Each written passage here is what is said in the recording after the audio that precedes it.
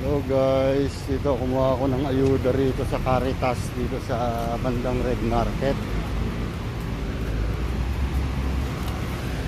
Isa-isa rin pupunta pero marami silang binibigay. So, daanan ko na lang para makita yung location guys.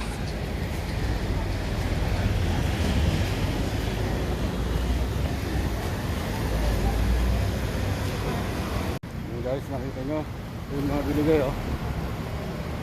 Kaya walang nagugutom dito sa Macau na nawala ng trabaho. Masipag ka lang pumunta sa mga nagbibigay ng ayuda, meron. Kaya yung mga nagsasabing nagugutom sila dito sa Macau, tamad na lang silang pumunta sa mga nagbibigay ng ayuda. Marami rito. Ito lang yung first time na ko nakakuhanan ko, pumunta lang. Bukas siguro pupunta ako sa iba kung meron akong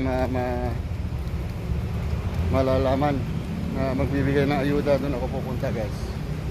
I-update ko kayo kung ano. Pero dinidiin ko, walang nagugutom na Pilipino rito sa Macau. Maraming ayudahan. Kaya yung mga naibabalita dyan sa Pinas na nagugutom, fake news yun. Sige guys, till next time. Ito na guys, oh, yung binigay ng Caritas dito sa area ng Red Market. Thank you Caritas. Sa ulitin, walang gutom sa Macau.